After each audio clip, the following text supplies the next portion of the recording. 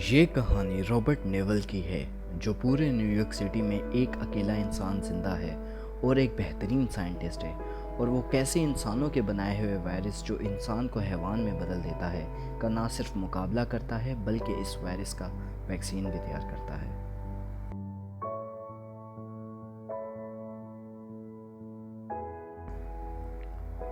कहानी की शुरुआत होती है तो हम देखते हैं कि टीवी पे डॉक्टर एलिस का इंटरव्यू चल रहा होता है। इंटरव्यू में डॉक्टर एलिस बता रही हैं कि उन्होंने कैंसर का इलाज ढूंढ लिया है। तभी उनसे न्यूज़ एंकर पूछती है, आपने कितने लोगों को क्योर किया है इस इलाज से?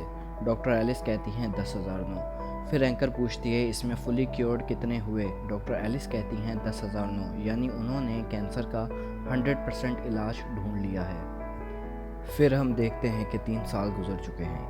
अब सड़कें वीरान और इमारतें बंजर हो चुकी होती हैं। यहाँ कोई भी इंसान नज़र नहीं आ रहा होता। ऐसा लग रहा होता है लोग बसे बसाए शहर को अचानक छोड़कर कहीं चले गए हों। शहर भी जंगल जैसा लग रहा होता है। तभी हम एक रेड कलर की गाड़ी को बहुत स्पीड में चलते हुए देखते हैं, जिसमें होते हैं रॉबर्ट और उनका कुत्ता जिसका नाम सैम होता है। ये दोनों एक हिरन का शिकार कर रहे होते हैं। ये लोग बहुत करीब आ जाते हैं अपने शिकार के। तभी एक शेरनी अचानक से आ जाती है और हिरन का शिकार इनसे पहले कर लेती है। तभी रॉबर्ट की घड़ी का अलार्म बजता है। वो ऊपर देखता है तो सूरज ढलने वाला होता है और वो दोनों बिना शिकार किए ही वापस चले जाते हैं। दरअसल इस शहर में बहुत सारे लोग वायरस की वजह से म्यूटेंट्स बन चुके हैं, जिन्हें डार्क सीकर्स भी कहा जाता है, जो सिर्फ रात को ही निकलते हैं। दिन की रोशनी में ये सरवाइव नहीं कर सकते क्योंकि इनकी स्किन बहुत ही सेंसिटिव है। रॉबर्ट और सैम घर वापस आ चुके हैं और वो खाना खाते हैं। फिर रॉबर्ट पूरे घर को सील कर देता है और लाइट्स बंद कर देता है ताकि किसी को पता ना चले कोई इस घर में रहता है। फिर हम देखते हैं रॉबर्ट और सैम दोनों बाथ टब में लेटे हुए हैं और बाहर से डार्क सीकर्स की आवाज़ें आ रही हैं। रॉबर्ट ये आवाज़ें सुनकर बहुत डिस्टर्ब फील कर रहा होता है और वो अपने फ्लैशबैक में चला जाता है। और फ्लैशबैक में हम देखते हैं कि रॉबर्ट अपने घर जाता है और अपनी वाइफ और बेटी को लेकर एयरपोर्ट जाने लगता है। साथ ही वो अपनी वाइफ को कहता है, तुम सबसे पहले एटीएम जाना और जितना हो सके कैश विड्रॉ कर लेना और एटलीस्ट 2 वीक्स का खाना लेकर फार्म हाउस में ही रहना जब तक मैं नहीं आ जाता। फिर रॉबर्ट अपनी वाइफ को न्यूज़ देता है कि आर्मी पूरे न्यूयॉर्क सिटी को आधे घंटे में सील कर रही है, जिस पर उसकी वाइफ कहती है, क्यों, कहीं यह वायरस हवा में तो नहीं फैल रहा? और रॉबर्ट कहता है, शायद ये फैल रहा है। तभी रेडियो पर प्रेसिडेंट कहता है कि मैं बहुत अफसोस के साथ ये बताना चाहता हूँ कि मैं आर्मी की मदद से न्यूयॉर्क सिटी को बाकी शहरों से अलग करने जा रहा हूँ। फिर रॉबर्ट कहता है, हम 2 हफ्ते में इस वायरस पे कंट्रोल पा लेंगे। उसकी बीवी कहती है, ये काम तो तुम शहर से बाहर रह कर भी कर सकते हो। रॉबर्ट कहता है, नहीं, ये वायरस न्यूयॉर्क सिटी से शुरू हुआ था, इसको इधर ही ख़त्म करना होगा। तभी इनकी गाड़ी से एक म्यूटेंट टकरा जाता है, जिसे देखकर रॉबर्ट की फैमिली काफ़ी घबरा जाती है। खैर ये लोग एयरपोर्ट पहुंच जाते हैं। एयरपोर्ट पे काफ़ी स्ट्रिक्ट चेकिंग के बाद ही आगे जाने दिया जा रहा है लोगों को। असल में इन लोगों के पास एक मेडिकल चेकअप की डिवाइस होती है, जिससे इन्हें पता चल जाता है कौन अफेक्टिव है और कौन नहीं। और जब मिलिट्री ऑफिसर रॉबर्ट की बेटी को चेक करता है तो वो बिल्कुल ठीक होती है, और जब उनकी वाइफ का चेकअप होता है तो रिज़ल्ट इफेक्टिव आता है। रॉबर्ट फ़ौरन ही ऑफिसर को दोबारा स्कैन करने का ऑर्डर देता है और ऑफिसर के दोबारा स्कैन करने पर रॉबर्ट की वाइफ नॉट अफेक्टेड शो होती है और इन्हें जाने दिया जाता है। असल में रॉबर्ट एक मिलिट्री कर्नल है और इनको इनकी हैसियत की वजह से एक प्राइवेट हेलीकॉप्टर भी दिया जाता है अपनी फैमिली को न्यूयॉर्क सिटी से बाहर ले जाने के लिए। फिर रॉबर्ट की फैमिली हेलीकॉप्टर पर बैठ जाती है और रॉबर्ट भी इन्हें सी ऑफ कर देता है। हेलीकॉप्टर जैसे ही टेक ऑफ करता है तो एक दूसरा हेलीकॉप्टर भी टेक ऑफ करने लगता है, लेकिन उस हेलीकॉप्टर पर लोग हमला कर देते हैं और उसका पायलट आउट ऑफ कंट्रोल होकर रॉबर्ट की फैमिली वाले हेलीकॉप्टर से टकरा जाता है और ये दोनों क्रैश हो जाते हैं, जिससे उसकी वाइफ और बेटी दोनों की डेथ हो जाती है। और फिर रॉबर्ट अपनी नींद से जाग जाता है और अपने दिन की शुरुआत करता है। वो एक्सरसाइज करता है। फिर वो अपने मेडिकल एक्सपेरिमेंट के लिए अपने बेसमेंट लैब में चला जाता है, जहां उसने एक्सपेरिमेंट के लिए काफ़ी चूहे भी रखे हुए हैं और ये सभी चूहे इस वायरस से इन्फेक्टेड हैं। रॉबर्ट इस वायरस का मुकाबला करने के लिए वैक्सीन बनाना चाह रहा होता है और वो अब चेक करता है कि जो वैक्सीन उसने लास्ट टाइम इन चूहों को दी थी उसका इन चूहों पर कोई असर हुआ है कि नहीं। और वो देखता है कि सभी चूहे अब भी बहुत एग्रेसिव हैं और वो अब भी इस वायरस से इन्फेक्टेड हैं। तभी रॉबर्ट एक चूहे को ध्यान से देखता है जो नॉर्मल बिहेव कर रहा होता है और वो बिल्कुल भी इन्फेक्टेड नहीं लग रहा होता, जिसे देखकर रॉबर्ट काफ़ी खुश होता है और उसे अब एक उम्मीद नज़र आ जाती है कि वो इस वैक्सीन से म्यूटेंट्स यानी डार्क सीकर्स का इलाज कर सकता है। और वो डिसाइड कर लेता है कि अब वक्त आ गया है इस वैक्सीन को म्यूटेंट पे ट्राई करने का। फिर रॉबर्ट अपने रूटीन के मुताबिक रोज़ की तरह बाहर जाता है, उसी ब्रिज के नीचे जहां वो रोज़ जाता है, और सभी रेडियो एफएम पे एक मैसेज ब्रॉडकास्ट करता है। हेलो, मैं डॉक्टर रॉबर्ट आपकी मदद कर सकता हूँ। मैं खाना दे सकता हूँ, घर दे सकता हूँ और वायरस से प्रोटेक्शन दे सकता हूँ। मैं आपको रोज़ जब सूरज बिल्कुल सर के ऊपर होगा साउथ स्ट्रीट सी पोर्ट पर मिलूँगा। और अब हम देखते हैं कि रॉबर्ट गोल्फ खेल रहा है, वो भी एक बहुत बड़े एयरक्राफ्ट कैरियर पर। Amazing isn't it. खैर, इसका कुत्ता सैम भी इसके साथ होता है। तभी सैम एकदम कुछ रियलाइज़ करता है और रॉबर्ट ये देखकर समझ जाता है कि वहाँ कुछ है। वो गन की दूरबीन से देखता है तो वहाँ पे एक हिरन होता है और वो दोनों उसका शिकार करने के लिए उसका पीछा करते हैं। और पीछे भागते भागते सैम हिरन के पीछे एक अंधेरी बिल्डिंग के अंदर चला जाता है। रॉबर्ट बाहर से ही सैम को अंदर ना जाने का कह रहा होता है, लेकिन सैम अंदर चला जाता है। रॉबर्ट जानता है ब्लैकआउट बिल्डिंग्स में डार्क सीकर्स होते हैं। रॉबर्ट भी सैम को बचाने के लिए बिल्डिंग के अंदर चला जाता है। बिल्डिंग के अंदर बिल्कुल अंधेरा होता है और रॉबर्ट अपनी गन की लाइट से सैम को ढूंढ रहा होता है और सैम उसे मिल जाता है जो एक टेबल के नीचे छुपा हुआ था।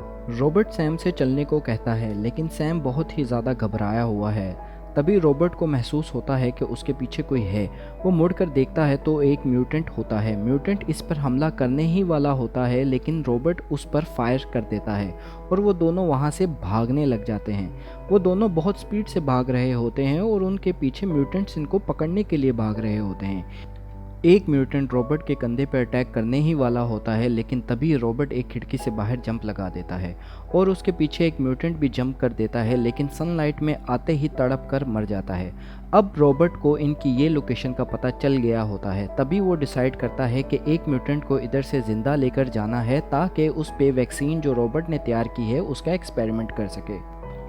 तो वो एक ट्रैप बनाता है और सैम को गाड़ी में छोड़ आता है। वो अपनी जैकेट पे खून लगा के उस जैकेट के नीचे एक फंदा लगा देता है और जैसे ही म्यूटेंट खून को स्मेल करके जैकेट के पास आता है तो फंदे में उसका पाँव आ जाता है और म्यूटेंट बाहर सनलाइट में खींचा चला आता है और आते ही तड़पने लग जाता है। तभी रॉबर्ट अपनी गन से एक ज़ोरदार वार करता है जिससे म्यूटेंट बेहोश हो जाता है। लेकिन ये सब खिड़की से एक और म्यूटेंट देखता है और ज़ोर ज़ोर से चिल्लाने लग जाता है और रॉबर्ट को बहुत गुस्से से देख रहा होता है, लेकिन सनलाइट की वजह से बाहर नहीं आ पाता। और फिर रॉबर्ट म्यूटेंट को अपने लैब में ले आता है और अपने तैयार की हुई वैक्सीन म्यूटेंट को लगा देता है। और रॉबर्ट देखता है कि ये एक फीमेल म्यूटेंट है जिसकी नेक पे एक बटरफ्लाई का टैटू भी बना हुआ है और इसके दिल की धड़कन बहुत तेज़ चल रही होती है। लेकिन वैक्सीन लगाने के बाद हार्ट रेट कम होते होते एकदम नॉर्मल हो जाता है और रॉबर्ट का चेहरा उम्मीद से भर जाता है कि शायद वैक्सीन ने अपना काम कर दिया। लेकिन तभी म्यूटेंट एकदम से उठती है और दर्द से ज़ोर ज़ोर से चिल्लाती है और बेहोश हो जाती है और रॉबर्ट फिर से मायूस हो जाता है। अब रॉबर्ट अपने मेडिकल जर्नल का ब्लॉग रिकॉर्ड करते वक्त ये बताता है कि मैं हवा में जो वायरस है उससे अब तक बचा हुआ हूँ, क्योंकि ये वैक्सीन मुझ पे तो काम कर रही है लेकिन म्यूटेंट पे नहीं, तो एक्सपेरिमेंट फेल हो गया है। इससे हमें ये पता चलता है कि रॉबर्ट के पास इस वायरस के खिलाफ जो वैक्सीन है वो वायरस से तो बचा लेती है, लेकिन जो ऑलरेडी इन्फेक्टेड हैं उसका इलाज नहीं कर सकती। फिर वो बताता है कि आज एक अजीब वाक़या हुआ। जब मैंने इस म्यूटेंट को पकड़ा तो एक और म्यूटेंट इसके पीछे बाहर रोशनी में आ गया। शायद भूख और खाने की कमी की वजह से म्यूटेंट्स अपने बेसिक ज़िंदा रहने के तरीके को बदल रहे हैं, जो कि एक बहुत ख़तरनाक बात है, और अपने मेडिकल ब्लॉक को बंद कर देता है। अगले दिन जब रॉबर्ट अपनी रूटीन के मुताबिक बाहर जाता है तो उसे रास्ते में खड़ा एक डमी दिखता है। रॉबर्ट इस डमी को जानता है क्योंकि अक्सर वो इस डमी से बातें करता था जब वो म्यूज़िक स्टोर में जाता था, क्योंकि ये डमी उसी स्टोर में होता था। वो इस डमी को देखकर काफ़ी हैरान तो होता है, लेकिन साथ ही साथ वो इस पे गुस्सा भी कर रहा होता है कि बाहर क्यों आए, तुम्हें बाहर नहीं आना चाहिए था। असल में रॉबर्ट को अभी 1000 दिन से भी ज़्यादा हो गए हैं अकेले सरवाइव करते हुए, जिसकी वजह से उसकी दिमागी हालत थोड़ी बदल गई है। वो गुस्से में उस पर गोलियां चला देता है और उस डमी में से पानी निकलने लग जाता है। रॉबर्ट अफसोस करता हुआ उस डमी के पास आ रहा होता है। जैसे ही रॉबर्ट का पाँव पानी पे आता है, उसका पाँव फंदे में फंस जाता है। ये बिल्कुल वैसा ही ट्रैप होता है जैसा रॉबर्ट ने ट्रैप बनाया था उस फीमेल म्यूटेंट को पकड़ने के लिए। रॉबर्ट का पाँव जैसे ही फंदे में फंसता है तो उसका सर ज़मीन पे टकराता है, जिसकी वजह से वो बेहोश हो जाता है। और फिर जब रॉबर्ट की घड़ी का अलार्म बजता है और वो होश में आता है तो देखता है सैम भौंक रहा होता है और शाम बस होने ही वाली होती है।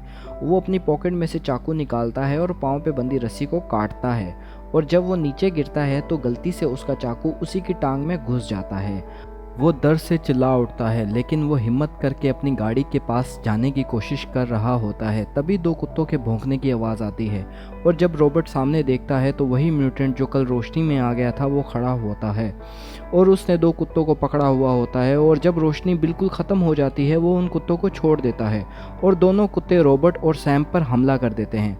रॉबर्ट उन दोनों कुत्तों को मार देता है, लेकिन उन कुत्तों ने सैम को काट लिया होता है। रॉबर्ट फ़ौरन से सैम को उठाता है और घर ले आता है और उसे भी वही वैक्सीन लगाता है, लेकिन उस वैक्सीन का सैम पर कोई असर नहीं होता और रॉबर्ट उसे अपनी गोद में लेता है और अफसोस कर रहा होता है। और जैसे ही सैम म्यूटेंट बनने लगता है रॉबर्ट उसे मार देता है। और ये वक्त रॉबर्ट पर बहुत बुरा गुजरता है, क्योंकि पूरे शहर में सैम के अलावा रॉबर्ट की ज़िंदगी में और कोई साथी ना था। रॉबर्ट अब बिल्कुल अकेला फील कर रहा होता है। और फिर अगले दिन रॉबर्ट म्यूटेंट से बदला लेने के लिए अपने घर नहीं जाता, बल्कि अपनी गाड़ी से म्यूटेंट्स पर अटैक कर देता है और बहुत सारे म्यूटेंट को अपनी गाड़ी से कुचल कर मार भी देता है। लेकिन उसका एक्सीडेंट हो जाता है और रॉबर्ट जख्मी हालत में गाड़ी के अंदर ही फंस जाता है। तभी वहाँ वही म्यूटेंट आता है जिसने कल इसके लिए ट्रैप लगाया हुआ होता है और कुत्तों को भी रॉबर्ट और सैम पे छोड़ा होता है। वो रॉबर्ट पर अटैक करने ही वाला होता है, तभी एक ब्राइट सी लाइट आती है और सारे म्यूटेंट्स वहाँ से भाग जाते हैं। रॉबर्ट बिल्कुल बेहोशी की हालत में होता है और सिर्फ उसको ये आवाज़ आ रही होती है कि आप कहाँ रहते हैं, और उसका विजन भी ब्लर होता है, लेकिन फिर भी वो अपना एड्रेस बताता है और बिल्कुल बेहोश हो जाता है।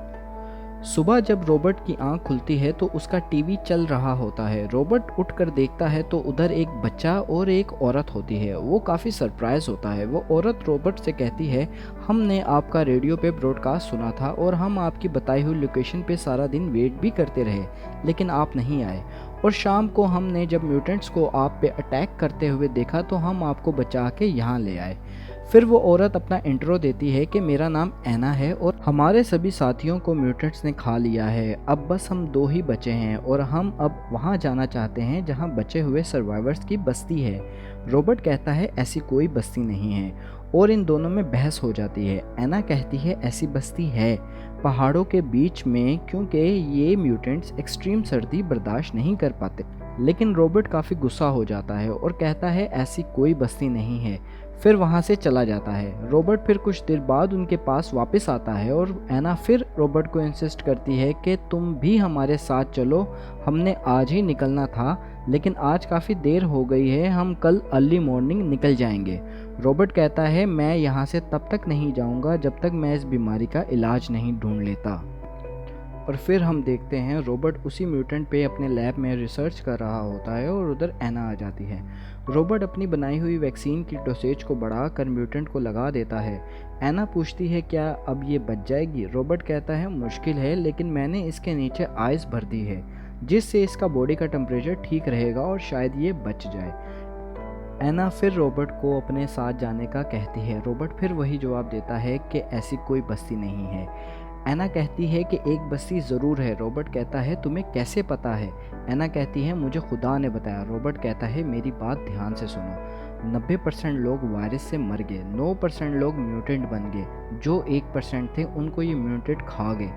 तुम और मैं आज तक जितने भी लोगों को जानते हैं उनमें से कोई नहीं बचा, सब मर गए और खुदा जैसा कुछ नहीं होता और ना ही कोई बस्ती है। तभी उसे म्यूटेंट्स की आवाज़ें बहुत करीब से आती हैं। वो ऐना से पूछता है कल तुम मुझे कितने बजे वापस लाई थी? ऐना कहती है सुबह होने ही वाली थी। रॉबर्ट कहता है शायद उन्होंने तुम्हारा पीछा किया होगा। तभी रॉबर्ट अपनी विंडो को थोड़ा सा उठा कर देखता है तो सभी म्यूटेंट्स इसके घर की तरफ आ रहे होते हैं। असल में रॉबर्ट जानता था एक ना एक दिन म्यूटेंट्स उसका पता ज़रूर लगा लेंगे, तो उसने पहले से ही घर के चारों तरफ हैवी बॉम्ब्स और माइंस लगाए हुए होते हैं। रॉबर्ट उन सभी को चला देता है जिससे ज़ोरदार ब्लास्ट होता है और काफ़ी म्यूटेंट्स मर भी जाते हैं, लेकिन अभी भी काफ़ी म्यूटेंट्स बच गए होते हैं। ब्लास्ट की वजह से घर को काफ़ी डैमेज होता है, जिसकी वजह से म्यूटेंट्स घर के अंदर घुस आते हैं और एक म्यूटेंट रॉबर्ट को मारने ही वाला होता है, लेकिन रॉबर्ट के हाथ में गन आ जाती है और वो गोली चला देता है। और फिर रॉबर्ट, एना और वो बच्चा किसी तरह अपनी जान बचाकर नीचे बने हुए बेसमेंट के लैब में चले आते हैं और हैरान हो जाते हैं क्योंकि वैक्सीन म्यूटेंट पे काम कर गई होती है और वो रिकवर कर रही होती है। लेकिन तभी वहाँ पे सभी म्यूटेंट्स आ जाते हैं और रॉबर्ट जल्दी से शीशे का दरवाज़ा बंद कर देता है जो बुलेट प्रूफ होता है, यानी कि बहुत ज़्यादा मजबूत होता है। और रॉबर्ट उनको चीख चीख के कह रहा होता है, देखो मैंने इस वायरस का इलाज ढूंढ लिया है, मैं तुम सबको ठीक कर सकता हूँ। फिर वहाँ वही म्यूटेंट आ जाता है जो इन सब का बॉस है और वो ज़ोर ज़ोर से शीशे पे अपना सर मारने लग जाता है और इतनी ज़ोर से सर मारता है कि शीशे पे क्रैक आने लग जाते हैं और क्रैक्स बिल्कुल बटरफ्लाई की तरह दिख रहे होते हैं। तभी रॉबर्ट को याद आता है कि जिस म्यूटेंट का उसने इलाज किया है उसकी भी गर्दन पे बटरफ्लाई का टैटू है और उसकी बेटी ने भी मरने से पहले एक बटरफ्लाई यानी तितली की ही ड्राइंग बनाई होती है। वो समझ जाता है ये कोई डिवाइन मैसेज ही है और रॉबर्ट फ़ौरन से म्यूटेंट का ब्लड निकालता है और एना और बच्चे को एक छोटे से चैम्बर में डाल देता है और उसे वो ब्लड सैंपल भी दे देता है और कहता है इसे प्रोटेक्ट करना, अब इस वायरस का क्योर इसी ब्लड में है। एना रॉबर्ट से कहती है तुम भी आ जाओ। रॉबर्ट कहता है नहीं, अब ये नहीं रुकेंगे और चैम्बर सील कर देता है और अपना ड्रॉर खोलता है और अपनी बीवी और बच्ची की फ़ोटो देखकर मुस्कुराता है और एक हैंड ग्रेनेड पकड़ता है और उसकी पिन निकाल देता है। फिर वो म्यूटेंट और रॉबर्ट दोनों एक दूसरे की तरफ भागते हैं। तभी एक ज़ोरदार धमाका होता है और सभी म्यूटेंट्स मर जाते हैं और रॉबर्ट भी मर जाता है। और फिर एना और वो बच्चा उधर पहुंच जाते हैं जहां वो जाना चाहते थे और वहां वाकई में ही बचे हुए इंसानों की बस्ती होती है। एना उनको वैक्सीन दे देती है। रॉबर्ट ने अपनी जान देकर वायरस की वैक्सीन को बचाया होता है, इसीलिए इस मूवी का नाम आई एम लेजेंड है।